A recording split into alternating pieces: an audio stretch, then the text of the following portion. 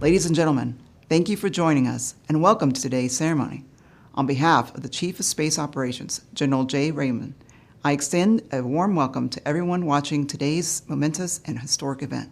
During this ceremony, you will see the activations of Peterson-Schriever Garrison and Buckley Garrison, along with the inactivations of the 21st, 50th, and 460th Space Wings, as well as the activations of Star Delta Provisional and Space Deltas 2 through 9. We'll explain a bit about each unit as they activate.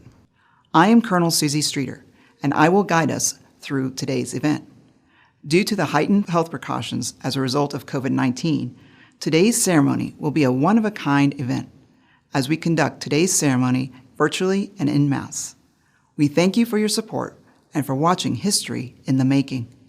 It is now my great honor to introduce the first Chief of Space Operations, General J. Raymond, and the first U.S. Space Force Senior Enlisted Advisor, Chief Master Sergeant Roger Toberman. On behalf of Chief Master Sergeant Roger Toberman and me, it's an honor to be part of this historic ceremony.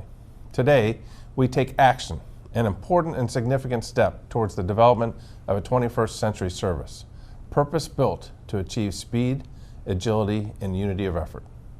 Over the last 4 years, the space community has seen significant transformation, reforming how we organize, train, and equip our forces to operate in an increasingly contested domain. You should be proud of your efforts. We certainly are. This ceremony highlights the most significant restructure of space units since the establishment of Air Force Space Command back in September of 1982. But this is not the finish line. As Simon Sinek would say, we are playing an infinite game. We are in a great power competition, and we must always protect and defend our nation, our allies, and our American interests in space. Our strategic competitors have the means to attack space operations wherever they occur, on Earth, on orbit, in the electromagnetic spectrum, and in cyberspace. These overlapping battle spaces result in increasingly complex, congested, competitive, and contested space operations across the conflict of continuum from gray zones to major combat operations.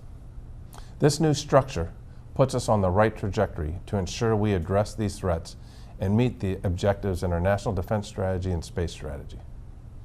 Sustaining that trajectory, however, demands bold, innovative, and forward-looking space professionals at every echelon to get the most combat capability out of today's systems, while deliberately engineering future architectures to outpace the threat. I am confident that when we look back on this event 30 years from now, we'll be in awe at our accomplishments made to protect and defend space. Chief?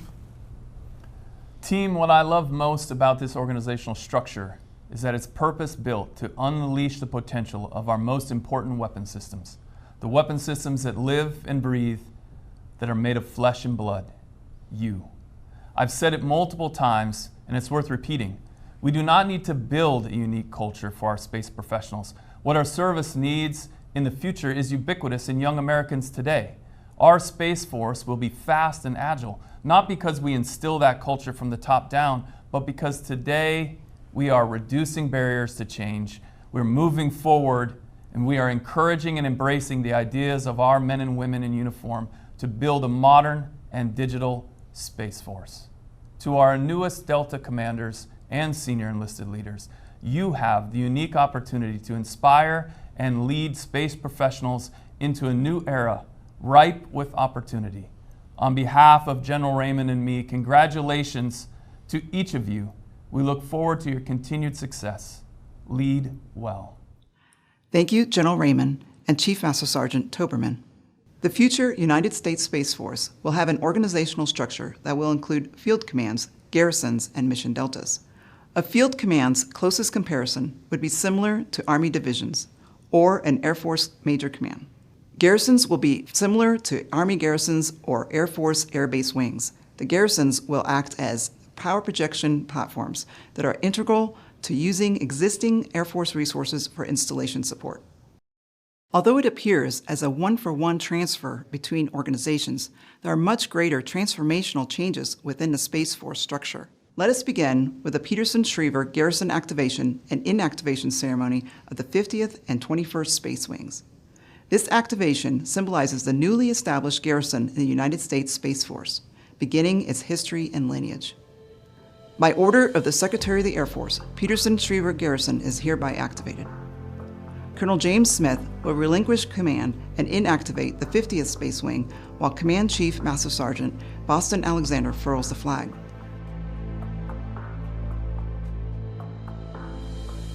I relinquish command and inactivate the 50th Space Wing.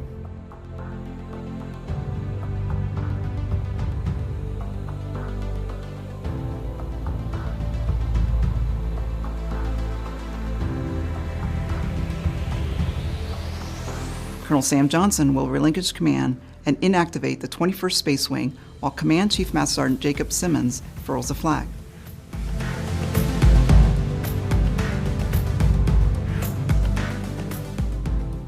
I relinquish command and inactivate the 21st Space Wing.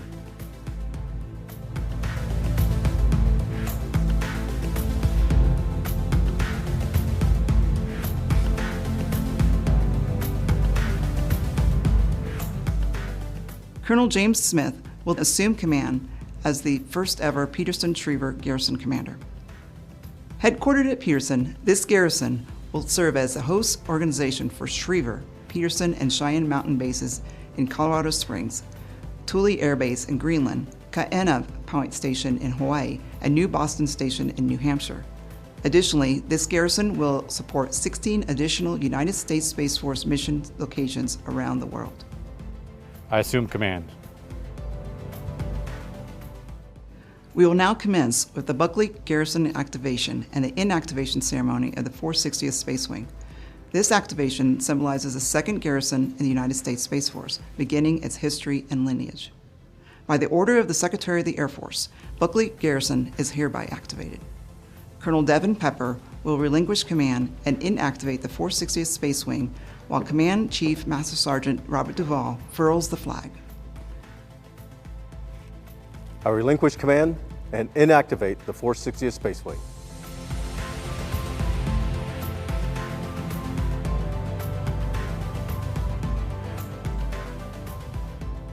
Colonel Devin Pepper will assume command as the first ever Buckley Garrison Commander.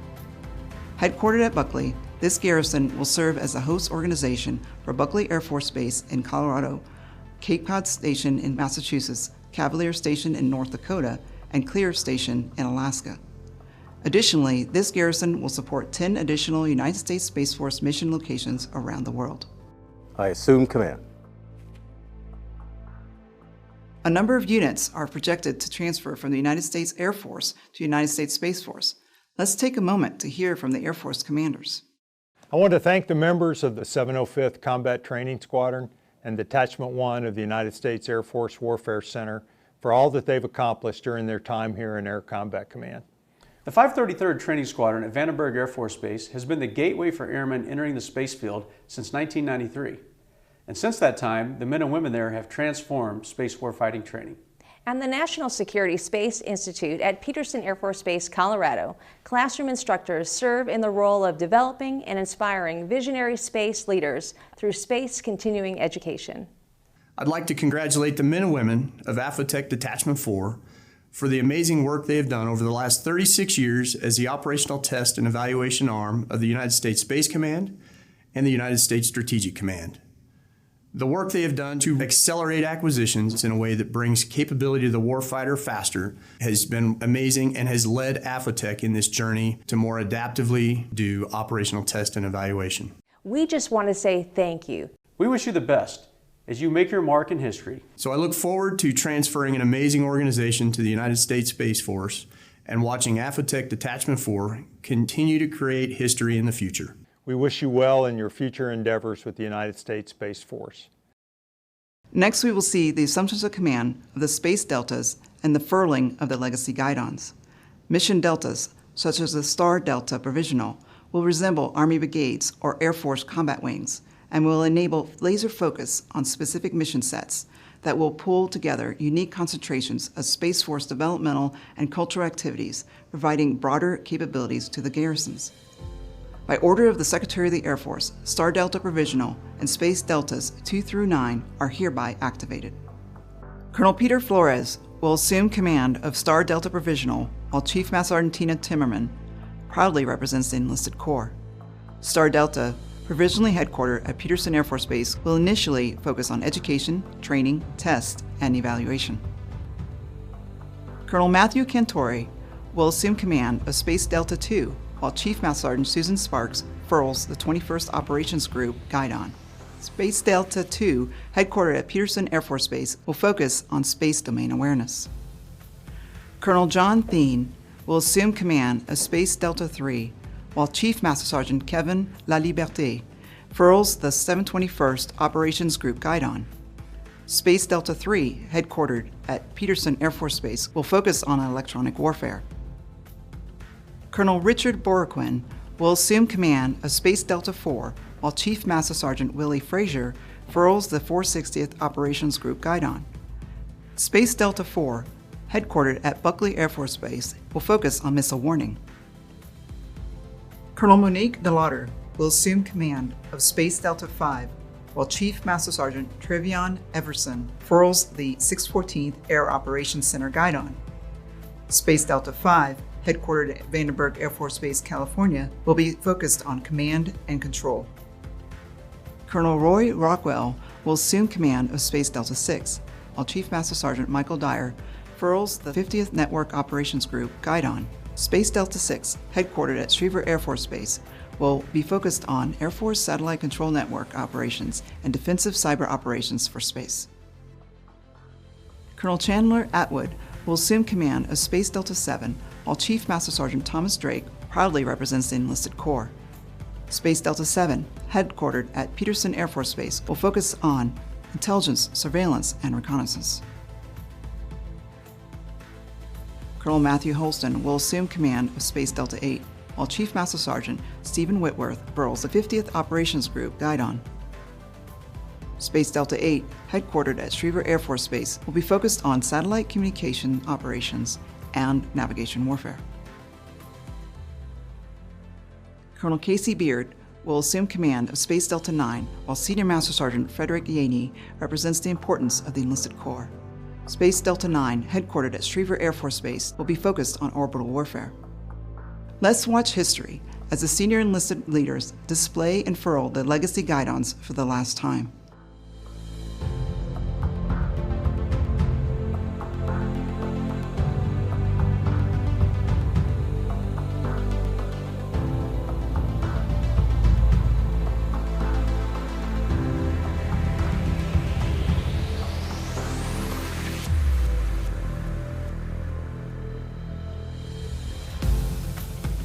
And now, the new Delta commanders will assume command. I assume command of Star Delta Provisional. I assume command of Space Delta II. I assume command of Space Delta III. I assume command of Space Delta IV. I assume command of Space Delta V. I assume command of Space Delta VI. I assume command of Space Delta VII. I assume command of Space Delta 8. I assume command of Space Delta 9. Congratulations to our newest Delta commanders and senior enlisted leaders. Your charge is simple: to lead, to inspire, and prepare our space forces to win in an era of contested space operations. The Joint Force is counting on you to be bold and agile in the face of threats and to deliver war-winning capabilities to our forces, our allies, and our partners operating around the globe. Because of you, we will build a comprehensive military advantage in space. Your efforts will integrate space power into national, joint, and combined operations while shaping the strategic environment.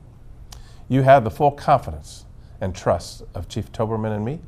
Congratulations. We know you will guarantee the Space Force is always above the next challenge. Thank you, General Raymond, for your inspirational words, and thanks to all of you for watching this historic event. To learn more about the United States Space Force, please visit our website at www.spaceforce.mil. Have a great Space Force Day.